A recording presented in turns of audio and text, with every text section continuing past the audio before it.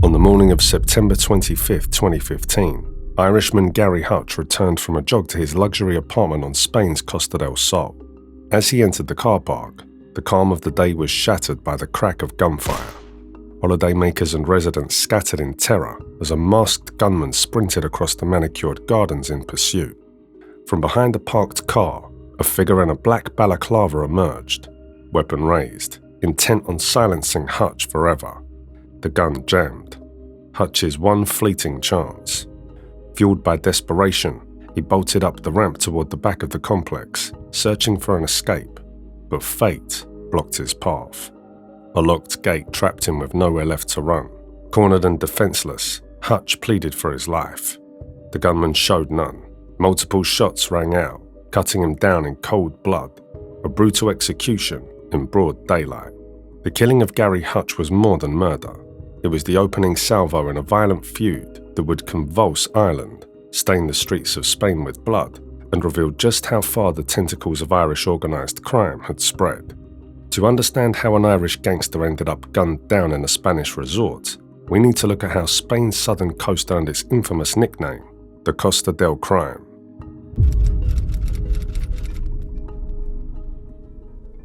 Since the late 1970s, the Costa del Sol has been both sanctuary and battleground for Europe's criminals. Its sunshine, beaches, and bustling expat life offered fugitives a perfect hideout and a thriving hub for drug trafficking. When an extradition treaty between Spain and the UK lapsed, British crooks flocked there in droves. Tabloids dubbed it the Costa del Crime, as notorious figures like associates of train robber Ronnie Biggs lived openly in luxury villas and bars, untouchable by UK police. Irish criminals soon followed. By the early 1980s, as Ireland's underworld grew, Spain became an irresistible bolt hole. One of the first was Larry Dunn, the Dublin drug lord who unleashed heroin on the city's streets. In 1983, facing trial, Dunn skipped bail and vanished, reappearing on the Costa del Sol, living lavishly on the profits of addiction he'd left behind. Dunn's freedom was short-lived. Arrested in Portugal and extradited back to Ireland, he served a long prison stretch. Yet his time on the Costa was a warning sign. Spain had entered the gangster's map as both refuge and opportunity. By the 1990s, Ireland's Celtic tiger boom fueled a soaring appetite for cocaine and cannabis. Small-time gangs grew into international players. The 1996 murder of fearless journalist Veronica Guerin marked a turning point. In response, the government launched the Criminal Assets Bureau, hitting crime bosses where it hurt most: their money. With pressure mounting at home, many shifted operations abroad. Spain, just a short flight from Dublin but outside Garda reach, became the obvious choice. Among those who made the move was Hutch-Kinahan, the so-called Dapper Don. A career criminal since the 1970s, Kinahan started as a smooth-talking fraudster and low-level heroin dealer in Dublin. Prison sharpened his skills. Behind bars, rubbing shoulders with seasoned operators, he learned the mechanics of the global drug trade, a lesson he would later put to devastating use. By the early 1990s, Kinahan knew Ireland was too small for his ambitions. With new laws stripping criminals of their profits, he slipped abroad, spending time in Amsterdam, Europe's drug hub, where he forged ties with suppliers and gangsters. Fluent in Spanish and Dutch, skills honed in prison, Kinahan reinvented himself as an international narcotics broker. Through the late 90s and early 2000s, he built a network stretching across the Netherlands, Belgium, the UK, and Spain. The Costa del Sol became his command center. Geography made it ideal. 800 kilometers of coastline dotted with hidden coves and marinas, Morocco just across the water supplying cannabis, and major ports like Algeciras and Valencia serving as gateways for South American cocaine. It was the perfect base for smuggling and laundering drug money. Kinahan soon settled in Marbella, and he wasn't alone. Other Irish crime figures followed: John Gilligan, who had stashed drug money in Spanish properties, and John Traynor, Gilligan's longtime associate, who drifted between the Netherlands and Spain to stay ahead of the Gardaí. In Spain's English-speaking expat enclaves, Irish gangsters blended in as businessmen or retirees. But Kinahan was building more than a hideout. He was creating a cartel. From a $6 million villa in Estepona, he ran operations like a CEO, forging links with South American and North African suppliers, cutting deals with European syndicates, and importing drugs on an industrial scale. By the 2000s, Spanish police and media were whispering about an Irish mafia on the Costa del Sol. Unlike the flashy British crooks of the 80s, the Kinahan crew kept low profiles, investing in property, running front businesses, and corrupting officials to grease the system. Kinahan's sons, Daniel and Christopher Jr., joined the operation. Daniel, younger and more ambitious, became the apparent heir, modernizing the cartel and expanding its reach. He built alliances with British traffickers, Scottish gangs, Dutch-Moroccan kingpins, and Italian mafia figures. Together they formed a so-called super cartel, a loose but powerful coalition dominating Europe's cocaine trade. Under the Spanish sun, Irish gangs built a drug pipeline spanning continents. Cocaine arrived from Colombian and Mexican cartels, smuggled through ports in fruit shipments, or slipped ashore by yachts and fishing boats. Hashish poured in from Morocco across the Strait of Gibraltar in high-speed runs. From there, the Irish funneled drugs north into France, Belgium, the Netherlands, Britain, and Ireland. Marbella, Puerto Banús, and Estepona became key hubs. Villas served as stash houses, mansions hid cash and cocaine, and fleets of luxury cars ferried contraband in secret compartments. To the outside world, they looked like wealthy expats. Daniel Kinahan even fronted as a boxing promoter, running a Marbella gym and mingling with fighters and celebrities. But behind the glamour lay a narcotics empire built on blood, and when disputes rose, inside their own ranks or with rivals, violence was never far away. The summer of 2014 marked a bloody turning point for the Kinahan cartel. Flush with profits, mistrust soon crept into their empire. On September 6th, one of Christy Kinahan's key lieutenants, Gerard Hutch-Kinahan, a feared enforcer and debt collector, was executed on the Costa del Sol. Kavanagh was sitting on the terrace of Harmon's, an Irish pub near Marbella, when two masked gunmen walked up and opened fire. In front of stunned patrons, they riddled him with 9 bullets before fleeing to a BMW, later found torched. The clinical efficiency screamed professional hit. Who ordered Kavanagh's murder remains a mystery. Some blamed Russian or Dutch gangs active in Marbella. Others suspected the Kinahans themselves, punishing him for failing to recover a $1.5 million debt. In such a ruthless world, failure could be fatal. Spanish police never solved the case. Witnesses stayed silent. The killers vanished. But Kavanagh's death proved the Costa del Sol was no safe haven. It was a battleground, and within a year, it would claim another high-profile victim, Gary Hutch. Gary Hutch, nephew of Dublin crime boss Jerry the Monk Hutch, had long been close to Daniel Kinahan, a trusted associate and friend within the cartel's inner circle.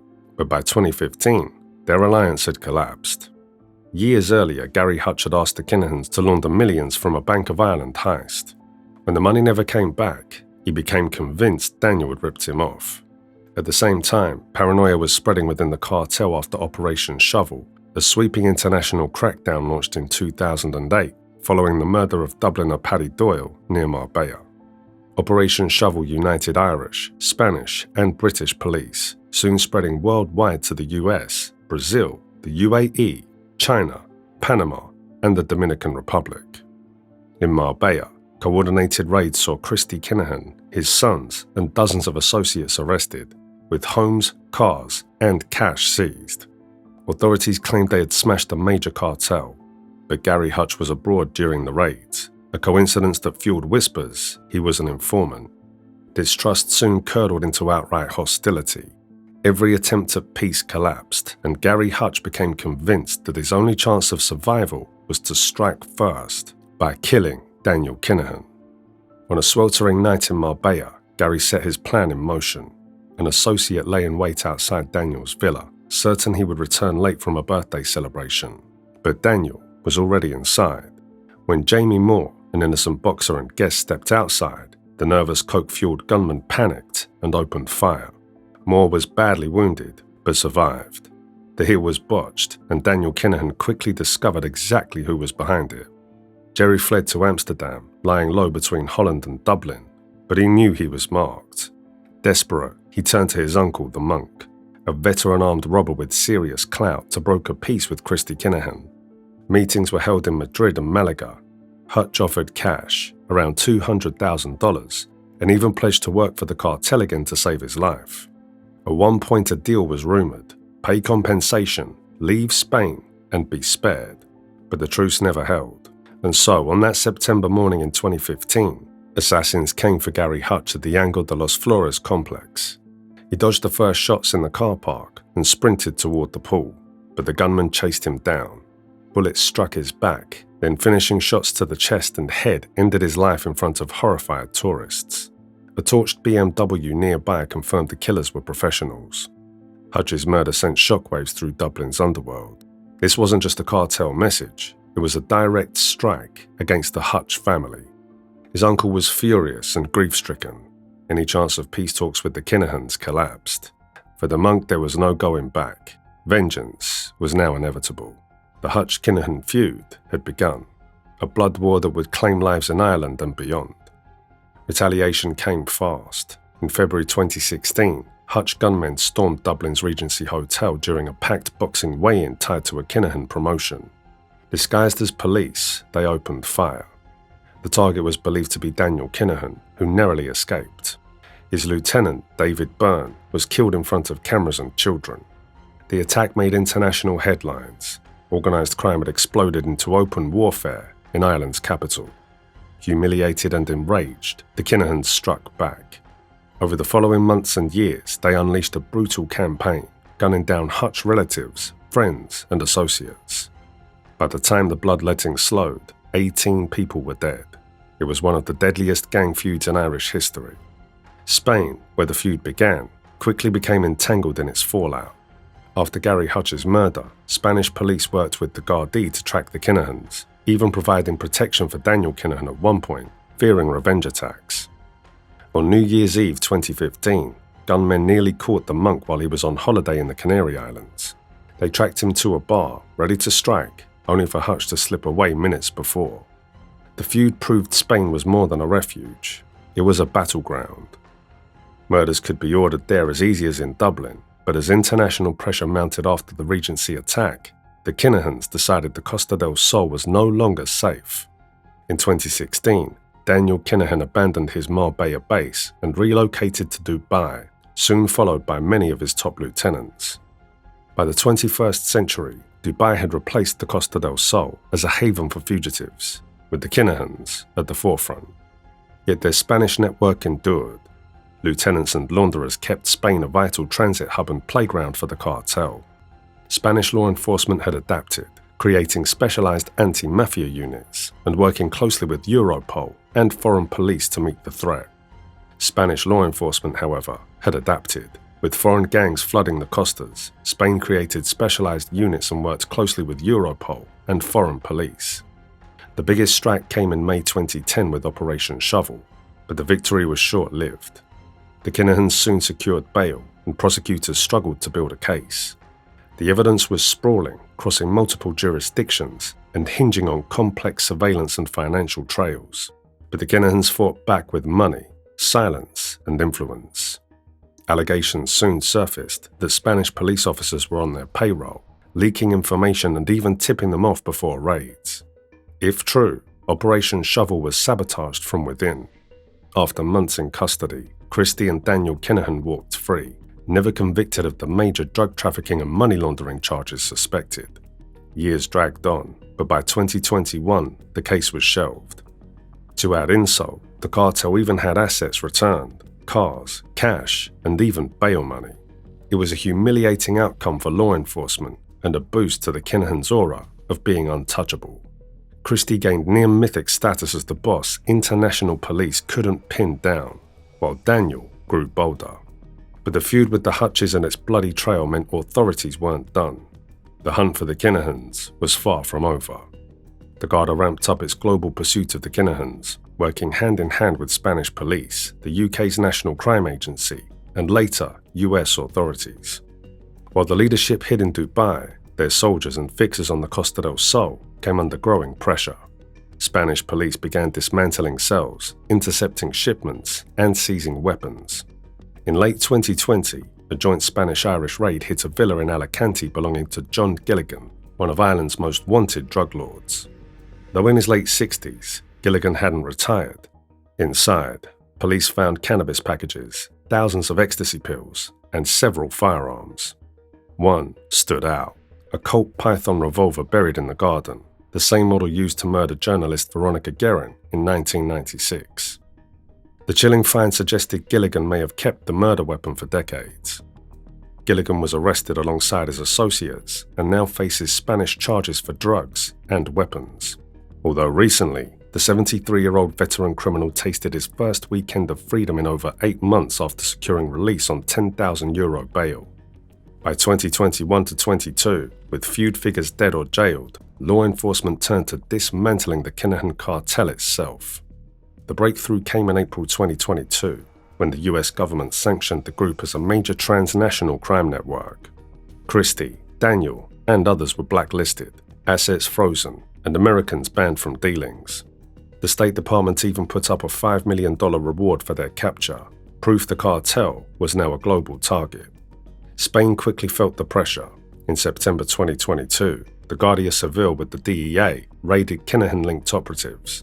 Among them was Johnny Cash Morrissey, a Marbella-based money launderer who posed as a vodka promoter while allegedly washing hundreds of millions for the cartel. His glamorous front collapsed overnight. Another blow came in 2023 when Liam Byrne, a close Kinahan ally, was arrested on UK firearms charges while dining in Mallorca. Meanwhile, massive busts proved the pipeline was still flowing. That same year, Irish authorities intercepted the MV Matthew, carrying 2.2 tons of cocaine worth $157 million. Investigators traced the load back through Spain, South America, and beyond. Evidence that, even from Dubai, the Kinahans' reach still spanned continents. Spain, for its part, worked hard to shut down old loopholes that once made it a gangster's paradise. Extradition is now swift, and cooperation with European police is tighter than ever. In 2020, prosecutors even filed charges against Christy Kinahan Sr. for passport fraud. A small case, but proof he was still on their radar. Even the monk found Spain no longer safe. In August 2021, national police arrested him on the Costa del Sol, acting on a European warrant tied to the Regency Hotel murder plot. He was extradited to Ireland within weeks. Though acquitted in 2023, Spain had refused to shelter him, also uncovering money laundering linked to his network. However, the violence hasn't stopped. In spring 2025, 2 Scottish gangsters, Eddie Lyons Jr. and Ross Monaghan, were gunned down in an Irish pub on the Costa del Sol as panicked patrons fled. A brutal reminder, the Costa del crime is still living up to its name.